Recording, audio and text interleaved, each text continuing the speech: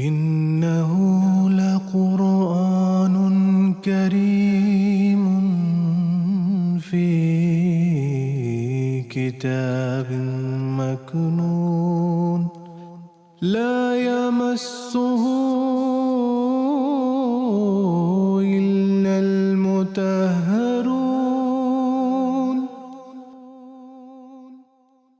اعوذ باللہ من الشیطان الرجیم بسم اللہ الرحمن الرحیم۔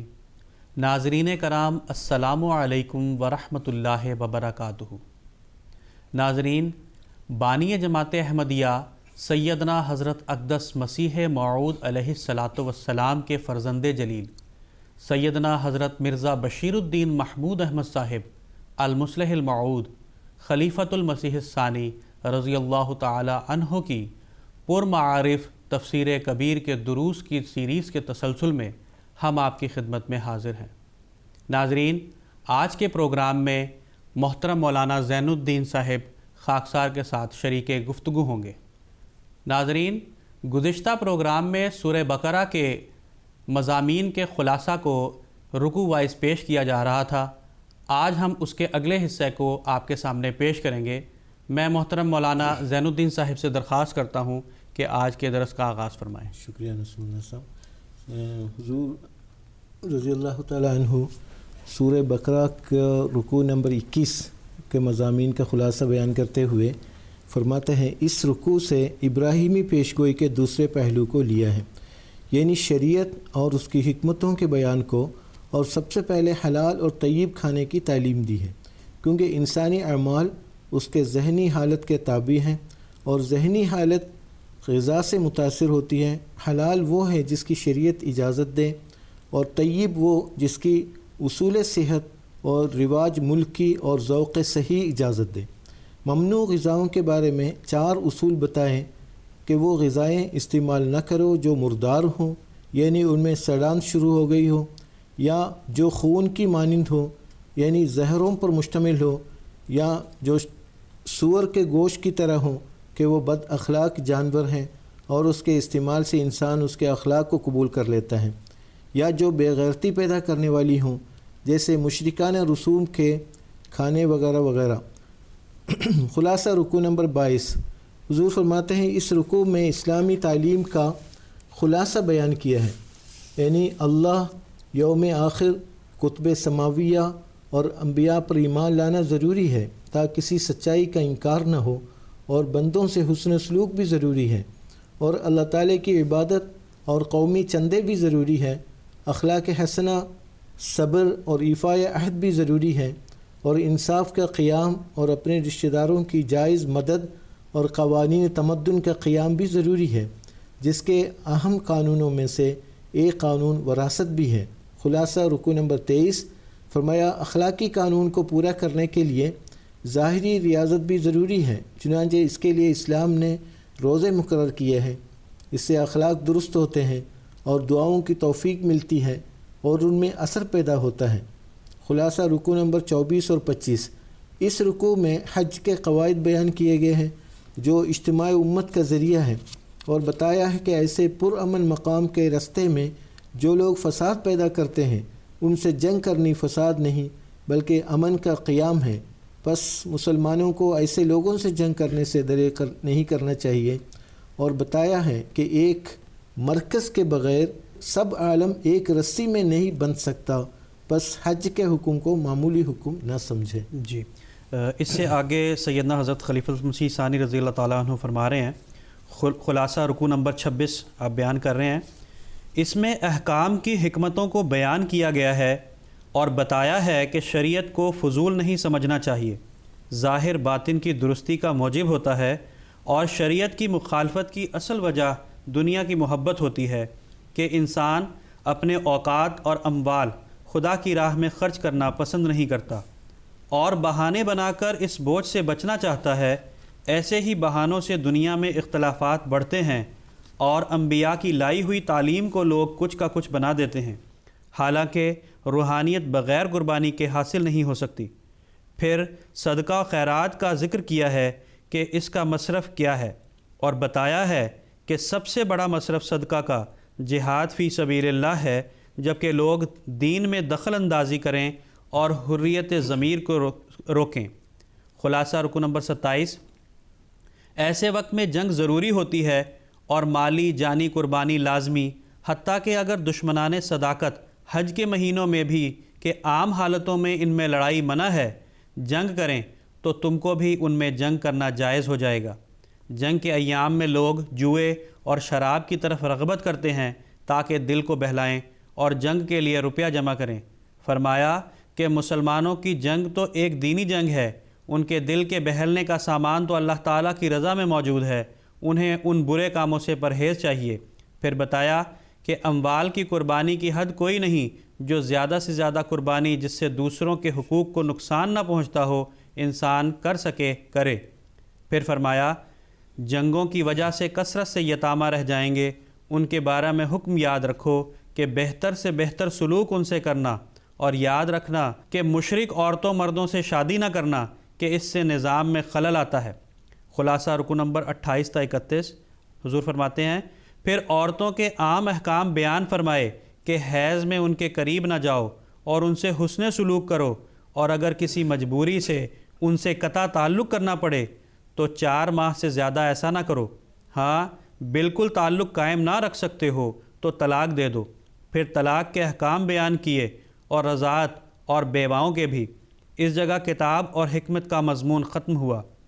خلاصہ رکو نمبر 32 و 33، رکو نمبر 32 سے تزکیہ کے اصول بیان کرنے شروع کیے۔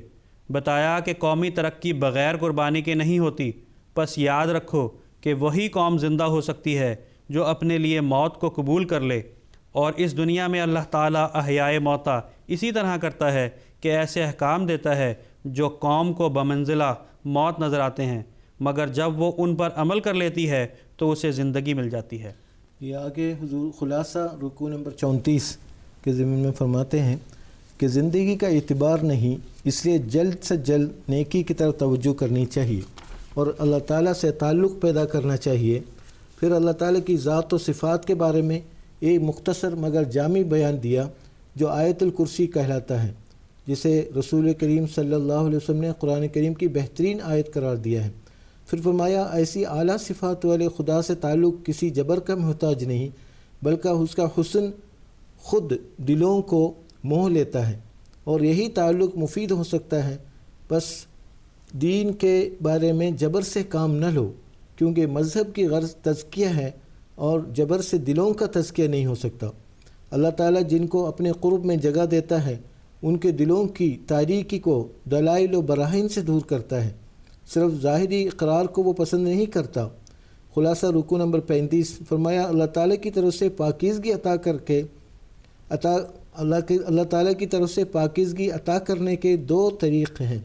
اول افراد کی پاکیزگی جو براہ راست بندوں کو عطا کی جاتی ہے جیسے انبیاء کو، دوسرے اقوام کی پاکیزگی جو انبیاء کے ذریعے سے انہیں حاصل ہوتی ہے۔ پھر فرمایا کہ پاکیزگی کی یہ اقسام ابراہیم کی اولاد کو 4 زمانوں میں خاص طور پر ملنی مقدر ہے۔ خلاصہ رکوع نمبر 36 پھر فرمایا کہ قومی پاکیزگی کے حصول کے لیے جد و جہد کی بھی اور تعاون باہمی کی بھی ضرورت ہوتی ہے۔ ہاں کوئی یہ اعتراض کرے کہ تعاون باہمی تو ہر قوم کی ترقی کا ذریعہ ہے، اس میں خدا تعالیٰ کے ماننے والوں کی کوئی شرط نہیں، تو اس کا جواب یہ ہے کہ جو لوگ ایمان سے آزاد ہو کر تعاون باہمی کرتے ہیں ان کے اعمال کے نتائج قربانیوں کے مطابق ہوتے ہیں، لیکن جو اللہ تعالیٰ کی خاطر ایسا کرتے ہیں ان کی قربانیوں کے نتائج ان کی کوششوں کے مقابلے پر بہت زیادہ ہوتے ہیں۔ اور ان لوگوں کی علامت یہ ہے، نمبر 1 وہ قربانیاں خدا تعالیٰ کے احکام کے قیام کے لیے کرتے ہیں، نمبر 2 وہ اپنی قربانیوں کو خدا تعالیٰ کے لیے سمجھتے ہیں اور بندوں پر احسان نہیں جتاتے۔ خلاصہ رکوع نمبر 37 جو لوگ اللہ تعالیٰ کے لیے قربانیاں کرتے ہیں ان کے عمل کبھی ضائع نہیں ہو سکتے، اور ان کے دل قربانیوں پر مطمئن ہوتے ہیں اور ان کے اعمال میں پاکیزگی پیدا ہوتی جاتی ہے۔ پھر بتایا کہ گو حسن سلوک کسی سے بھی ہو اچھا کام ہے، مگر جو لوگ دنیا کی اصلاح میں مشغول ہوں ان سے حسن سلوک زیادہ ثواب کا موجب ہوتا ہے، مگر یہ بھی یاد رہے کہ وہی حسن سلوک مفید ہوگا جو جائز طور پر کمائے ہوئے اموال سے ہو۔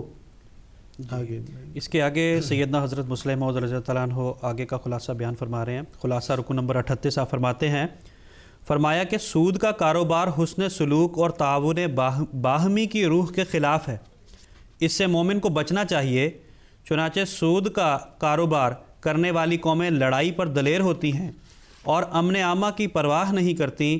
اس بات سے مت ڈرو کہ سود کے بغیر ترقی نہیں ہو سکتی. دنیا میں ایسے سامان پیدا کر دیے جائیں گے کہ سود خوار قومیں تباہ ہو جائیں گی.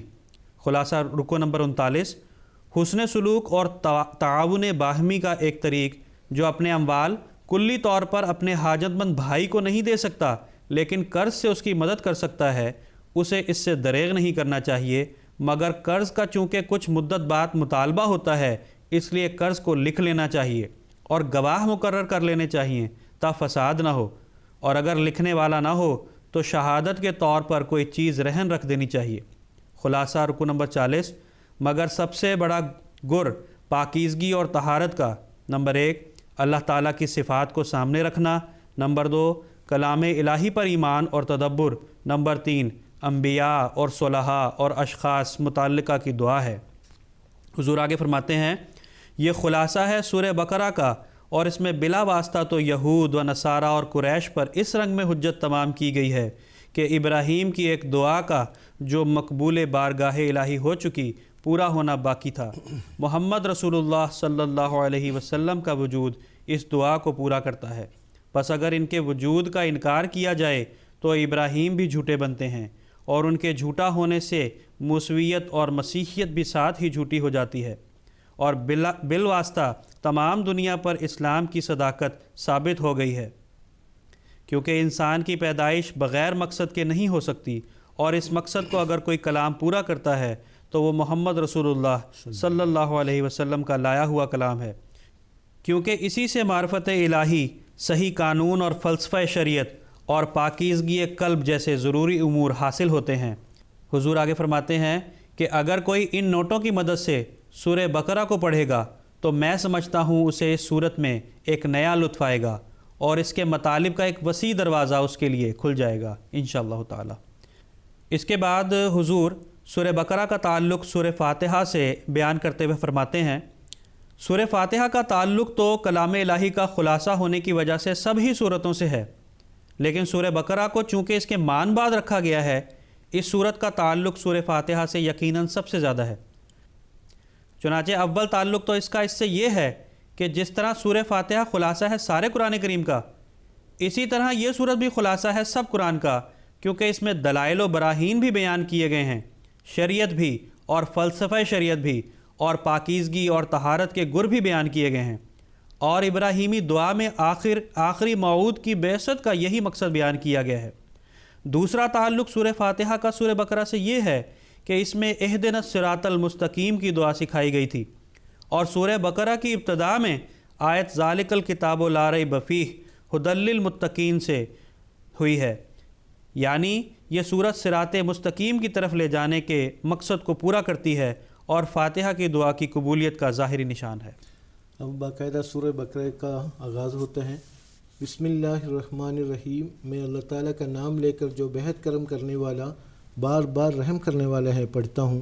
الف لام میم، اس کی تفسیر میں حضور بیان فرماتے ہیں چونکہ یہ حروف الگ الگ بولے جاتے ہیں، انہیں حروف مقطعات کہتے ہیں، جو 1 سے لے کر 5 کی تعداد تک بعض صورتوں کے شروع میں بیان کیے گئے ہیں. حروف کی اقسام کے لحاظ سے یہ 14 حروف ہیں، اور ان کی تفصیل یہ ہے: الف لام میم صاد را کاف ہا یا عین طا سین حا قاف نون. ان میں سے قاف اور نون اکیلا ایک صورت کے پہلے آیا ہے، باقی 2 یا زیادہ مل کر آئے ہیں. ان کے معنوں کے بارے میں مفسرین میں بہت اختلاف ہے. بعض نے تو لکھا ہے کہ یہ حروف خدا تعالیٰ کے اسرار میں سے ہیں، اس لیے ان کے معنوں کے سمجھ پیچھے نہیں پڑنا چاہیے. بعض نے لکھا ہے کہ ان سے یہ مراد ہے کہ قرآن کریم بھی حروف حجاز سے بنا ہے، مگر پھر بھی معجزانہ کلام ہے. اگر یہ انسانی کلام ہوتا تو کیوں عرب انہی حروف سے ایسا کلام ایسا ہی کلام نہ بنا لیتے۔ بعض نے کہا ہے کہ یہ صورتوں کے نام ہیں، بعض نے کہا ہے کہ یہ قسمیں ہیں جو صورت کے مضمون پر اللہ تعالی نے کھائی ہے، مگر سب مطالب ایسے معمولی ہے کہ ان کی خاطر حروف مقطعات کا قرآنی صورتوں کے شروع میں رکھنا نظر میں جچتا نہیں۔ بعض نے ان کو بامعانی کلام کا خلاصہ قرار دیا ہے۔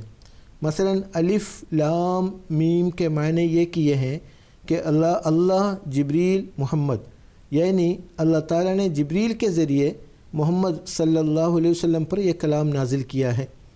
یہ معنی الف لام میم کے حروف پر تو چسپاں ہو جاتے ہیں، لیکن تمام حروف مقطعات کی اس طرح تشریح نہیں ہو سکتی۔ بعض نے ان حروف کے معنی یہ کیے ہیں کہ ان میں اللہ تعالیٰ کی ان صفات کا ذکر ہے جن کی تشریح بعد کی صورت میں کی گئی ہے، اور صفات کے پہلے حروف یا بعض اہم حروف کو مضمون کی طرف اشارہ کرنے کے لیے بیان کر دیا گیا ہے، جیسا کہ میں آگے چل کر بیان کروں گا۔ یہی معنی سب سے زیادہ درست اور شان قرآن کریم اور شہادت قرآن کے مطابق ہے۔ بعض نے ان حروف سے ان آیات کے مضامین کے اوقات کی طرف اشارہ مراد لیا ہے، یعنی حروف مقطعات سے جس قدر عدد نکلتے ہیں اس قدر عرصت تک کے متعلق ان صورتوں میں واقعات بیان کیے گئے ہیں، یا یہ کہ اس زمانے کے حالات کی طرف اور ان صورتوں میں خاص طور پر اشارہ کیا گیا ہے۔ یہ معنی بھی جیسا کہ بتایا جائے گا درست معلوم ہوتے ہیں، اور رسول کریم صلی اللہ علیہ وسلم کی خاموشی کم سے کم ان کی تصدیق کرتی ہے۔ بعض مغربی مصنفین نے یہ معنی کیے ہیں کہ ان کاتبوں کے نام ہیں جنہوں نے حضرت محمد مصطفیٰ صلی اللہ علیہ وسلم کے حکم سے یہ صورتیں لکھی۔ چنانچہ انہوں نے الف سے ابو بکر، عین سے علی یا عمر، سین سے سعد، طے سے طلحہ اور ہاء سے ابو ہریرہ وغیرہ مراد لیے ہیں۔ یہ معنی اس ناواقفیت کا ایک اور ثبوت ہے جس کے باوجود مغربی مصنف اسلام کے بارے میں علمیت کا دعویٰ کرنے پر تیار رہتا ہے۔ لطف یہ ہے کہ ہاں سے حضرت ابو ہریرہ کے نام کی طرف اشارہ مراد لیا گیا ہے، اور حضرت ابو ہریرہ رضی اللہ عنہ رسول کریم صلی اللہ علیہ وسلم کی وفات سے صرف 3 سال پہلے اسلام لائے تھے، جبکہ سورہ مریم اور سورہ طٰہٰ جن میں ہاں آتی ہے دونوں ہی مکی ہے، اور ابو ہریرہ کے اسلام لانے سے 10-15 سال پہلے نازل ہو چکی تھی۔ علاوہ ازیں رسول کریم صلی اللہ علیہ وسلم کی حدیث سے ثابت ہے کہ یہ حروف بھی الہامی ہیں۔ نیز یہ امر بھی یاد رکھنے کے قابل ہے کہ اگر یہ صورتیں دوسرے صحابہ سے تیار کروائی گئی تھیں تو اس کے یہ معنی ہوں گے کہ رسول کریم صلی اللہ علیہ وسلم نے اس قدر افراد کو اپنے جھوٹے ہونے کا نعوذ باللہ من ذالک گواہ بنا لیا۔ آخر جب باقی قرآن آپ نے نعوذ باللہ من ذالک خود بنایا تھا تو ان صورتوں کو صحابہ سے بنوانے کی کیا خاص غرض تھی، اور کیوں ان کو ایک افتراء کا گواہ بنایا؟ اور اگر بغرض محال ایسا کیا بھی تھا تو ان ناموں کو شروع میں رکھ کر اس افتراء کا ثبوت کیوں بہم پہنچایا؟ ایسا کام تو ایک نیم عقل کا انسان بھی نہیں کر سکتا۔ جی، حروف مقطعات قرآن کریم کی وحی کا حصہ ہے، اس بارے میں سیدنا حضرت مسلم موعود رضی اللہ تعالیٰ عنہ بیان فرما رہے ہیں۔ اس امر کا ثبوت کہ ان حروف کو رسول کریم صلی اللہ علیہ وسلم نے قرآن کریم کی وحی کا حصہ قرار دیا ہے، اس حدیث سے ملتا ہے جو بخاری نے اپنی کتاب تاریخ میں، نیز ترمذی اور حاکم نے عبداللہ ابن مسعود سے نقل کی ہے۔ وہ فرماتے ہیں، قال رسول اللہ صلی اللہ علیہ وسلم من قرأ حرفا من کتاب اللہ فلہ بہ حسنۃ والحسنۃ بعشر امثالها لا اقول الف لام میم حرف ولکن الف حرف ولام حرف ومیم حرف۔ ترمذی ابواب فضائل القرآن۔ اس کا ترجمہ یہ ہے کہ رسول کریم صلی اللہ علیہ وسلم نے فرمایا کہ جو شخص اللہ تعالیٰ کی کتاب یعنی قرآن کریم کا ایک حرف بھی پڑھے وہ جنت کا مستحق ہوگا، اور اس کی یہ نیکی 10 گنے ثواب کا مستحق اسے بنا دے گی۔ اور میں یہ نہیں کہتا کہ الف لام میم ایک حرف ہے، بلکہ الف لام میم کا الف ایک مستقل حرف ہے، اور لام ایک مستقل حرف ہے، اور میم ایک مستقل حرف ہے۔ اس شہادت کی موجودگی میں کون خیال کر سکتا ہے کہ یہ حروف کاتبوں نے اپنے نام کے لیے بطور علامت کے صورتوں کے شروع میں رکھ دیے تھے؟ پھر لطف یہ ہے کہ دعویٰ تو یہ ہے کہ کاتبوں نے اپنے ناموں کی علامت کے طور پر یہ حروف لکھے تھے، لیکن الف لام میم کا ترجمہ یہ کیا کہ امر علی محمد، مجھے اس کے لکھنے کا محمد صلی اللہ علیہ وسلم نے حکم دیا ہے۔ ان معنوں سے تو کسی شخص کا نام بھی ظاہر نہیں ہوتا، پھر یہ علامت کس بات کی ٹھہرے؟ اس حدیث سے بھی جو جابر بن عبداللہ رضی اللہ تعالیٰ عنہ سے ابھی بیان کی جائے گی، اس امر کا ثبوت ملتا ہے کہ رسول کریم صلی اللہ علیہ وسلم نے الف لام میم کو وحی الہی کا حصہ قرار دیا ہے۔ حروف مقطعات کے متعلق مزید بیان فرماتے حضور فرماتے ہیں، میں نے ایک معنی ان حروف کے یہ بتائے تھے کہ ان کے عدد کے مطابق سالوں کے واقعات کی طرف ان کے بعد کی سورہ میں اشارہ کیا گیا ہے۔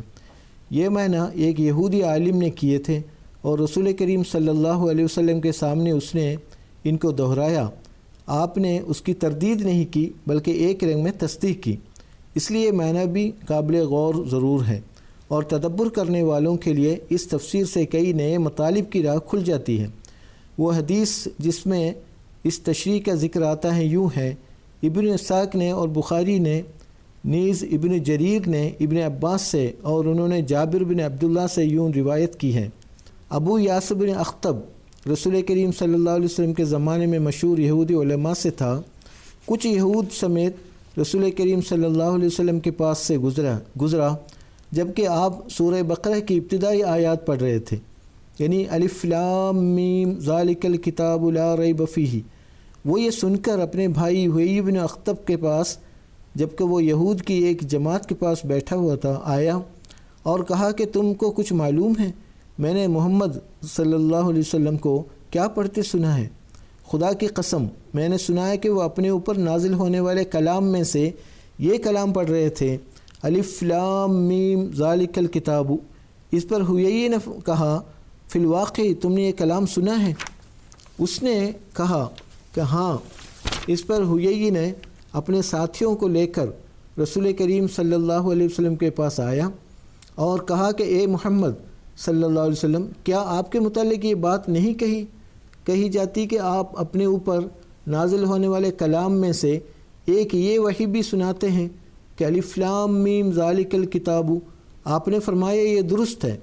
اس نے کہا کیا یہ کلام جبریل نے اللہ تعالیٰ کی طرف سے آپ پر نازل کیا ہے؟ آپ نے فرمایا ہاں۔ حیی نے کہا آپ سے پہلے بھی انبیاء آئے ہیں، ہمیں معلوم نہیں کہ سوائے آپ کے ان میں سے کسی کے لیے اللہ تعالیٰ نے اس کی حکومت کی مدت اور اس کی قوم کا عرصہ بیان کیا ہو۔ پھر اس نے اپنے ساتھیوں کو مخاطب کیا اور کہا کہ الف کا ایک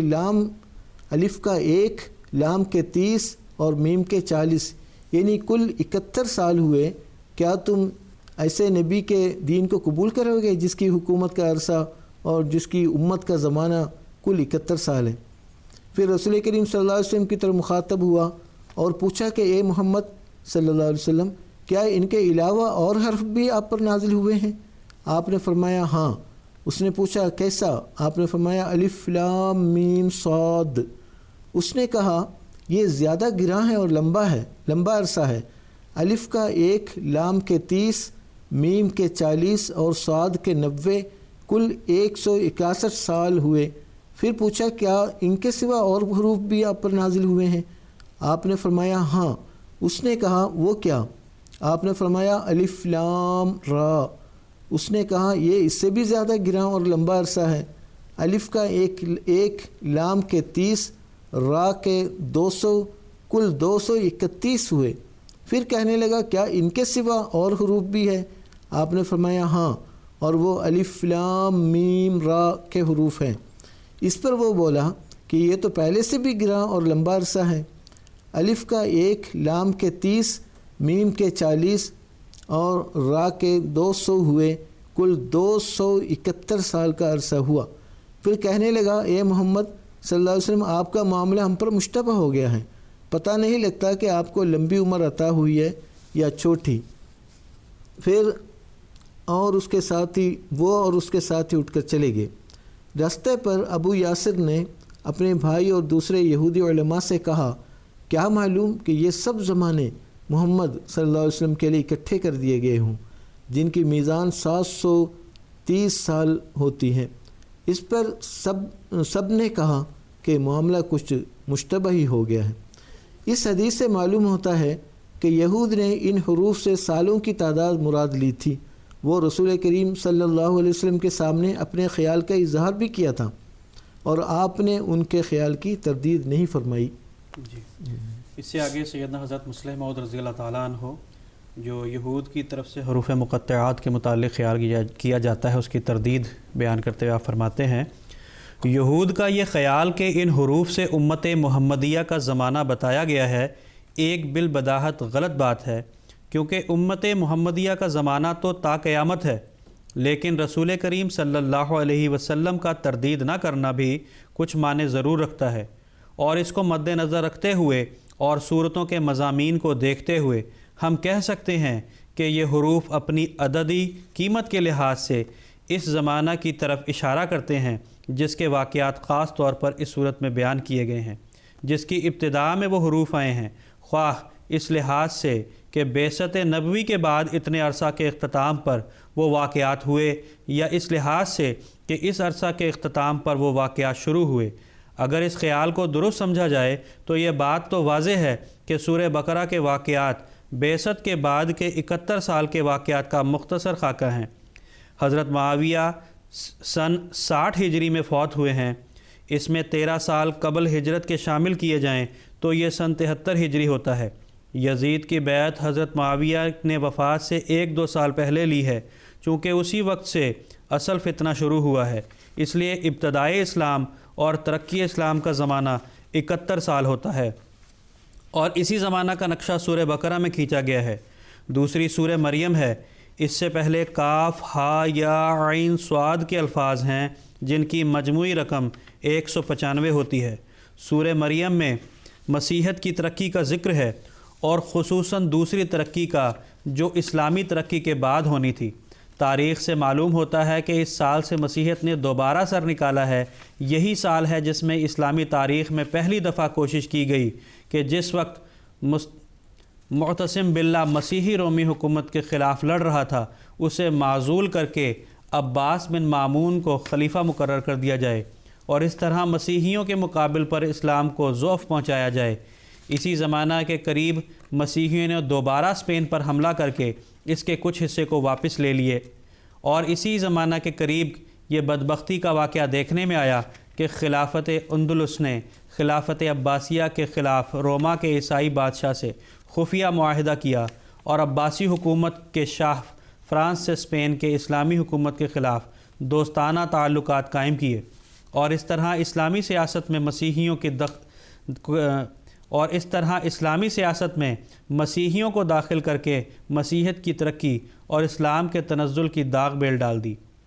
میری رائے میں اگر دوسری صورتوں پر بھی غور کیا جائے تو زمانہ کے لحاظ سے کافی روشنی ان مضامین پر پڑے گی۔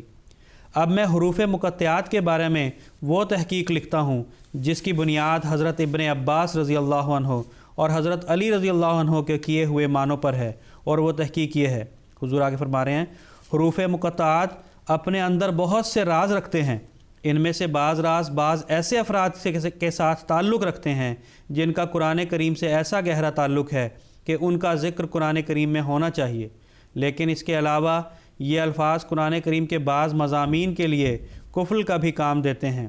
کوئی پہلے ان کو کھولے تب ان مضامین تک پہنچ سکتا ہے، جس حد تک ان کے معنوں کو سمجھتا جائے اسی حد تک قرآن کریم کے مطالب کھلتا جائے گا۔ جس حد تک ان کے معنوں کو سمجھتا جائے اسی حد تک قرآن کریم کا مطلب کھلتا جائے گا۔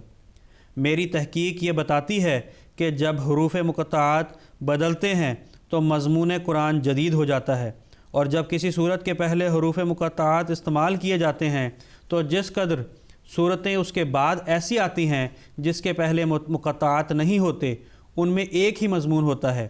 اسی طرح جن صورتوں میں وہی حروف مقطعات دہرائے جاتے ہیں وہ ساری صورتیں مضمون کے لحاظ سے ایک ہی لڑی میں پروئی ہوئی ہوتی ہیں۔ اس قاعدہ کے مطابق میرے نزدیک سورہ بقرہ سے لے کر سورہ توبہ تک ایک ہی مضمون ہے، اور یہ سب صورتیں الف لام میم سے تعلق رکھتی ہیں۔ سورہ بقرہ الف لام میم سے شروع ہوتی ہے، پھر سورہ آل عمران بھی الف لام میم سے شروع ہوتی ہے، پھر سورہ نساء، سورہ مائدہ اور سورہ انعام حروف مقطعات سے خالی ہیں، اور اس طرح گویا پہلی صورتوں کے تابع ہیں جن کی ابتدا الف لام میم سے ہوتی ہے۔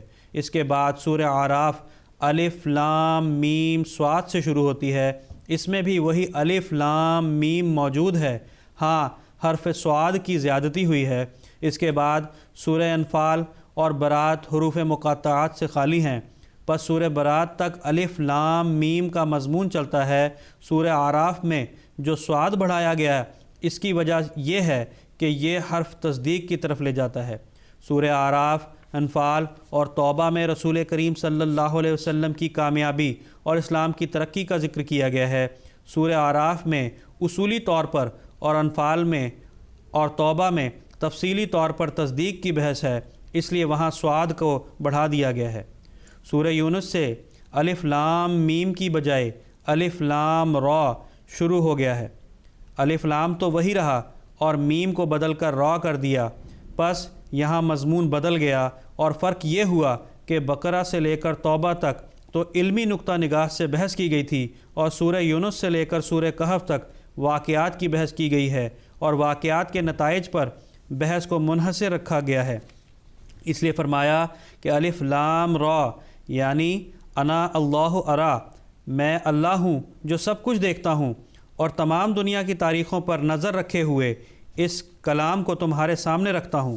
غرض ان صورتوں میں رویت کی صفت پر زیادہ بحث کی گئی ہے اور پہلی صورتوں میں علم کی صفت پر زیادہ بحث تھی۔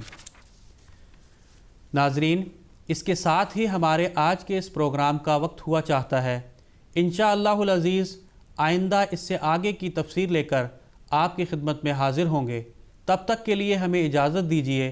السلام علیکم ورحمۃ اللہ وبرکاتہ۔